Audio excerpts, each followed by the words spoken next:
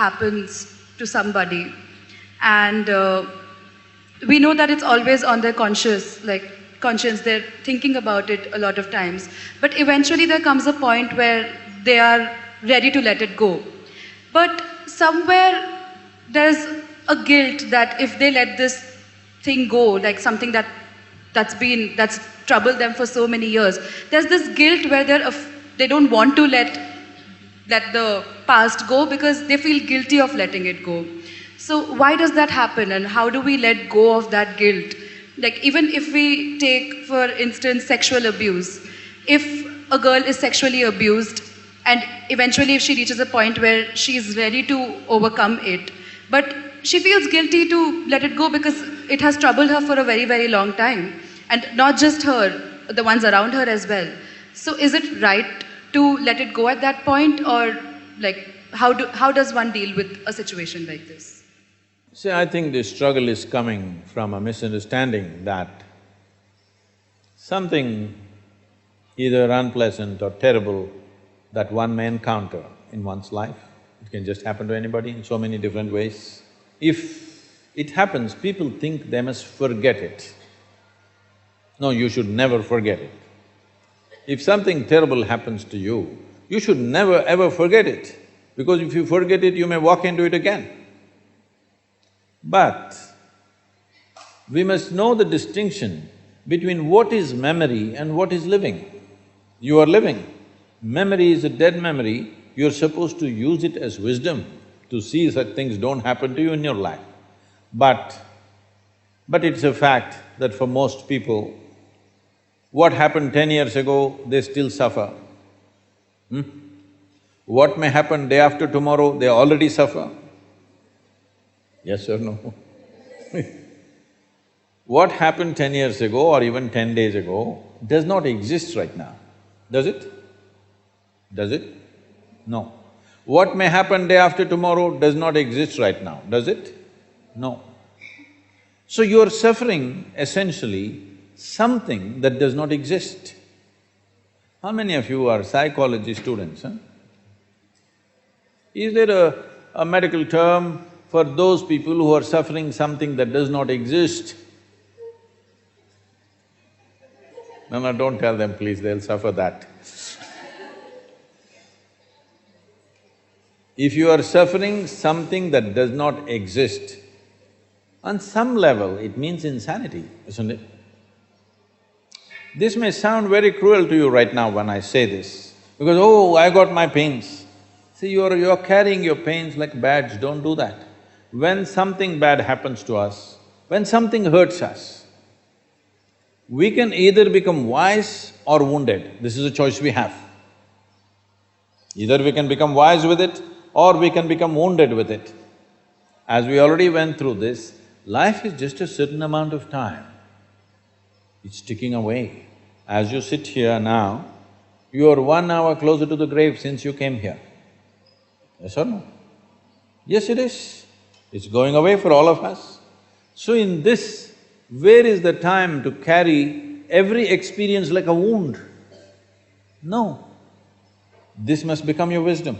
If terrible things happen to you, you must become wiser than others, sooner than others, isn't it?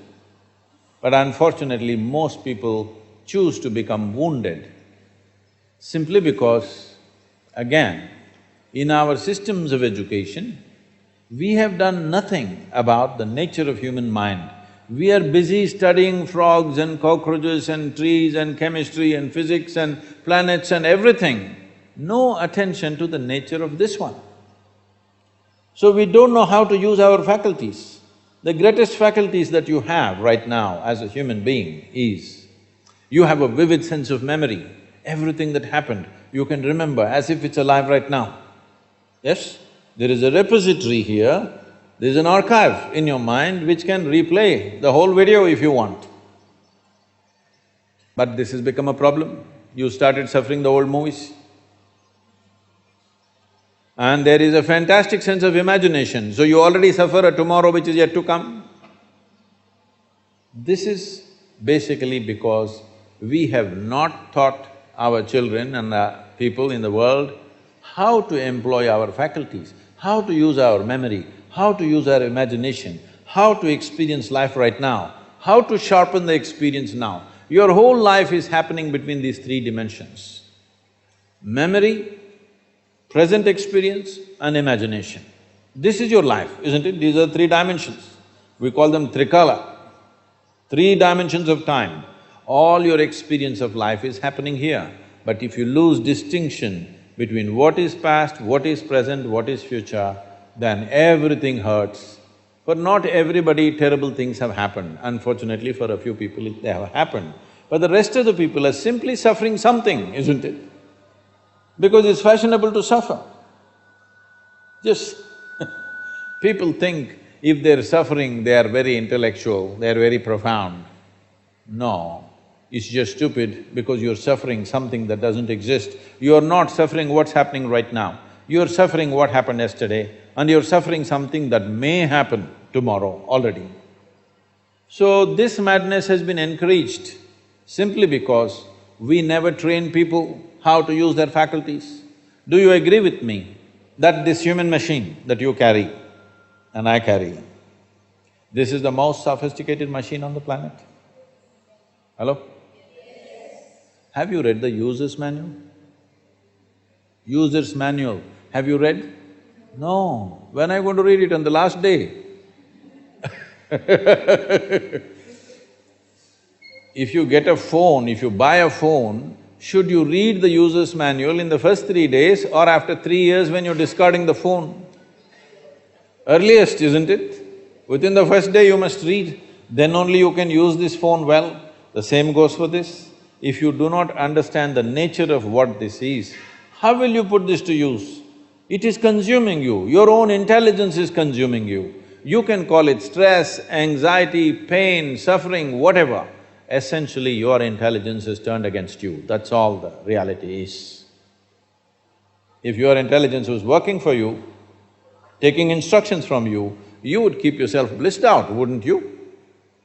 Hello? Your intelligence is turned against you. Why has your intelligence turned against you? That's what you need to look at, not about carrying these stupid things that have happened which should not have happened as badges in our life. This may get a lot of women against me.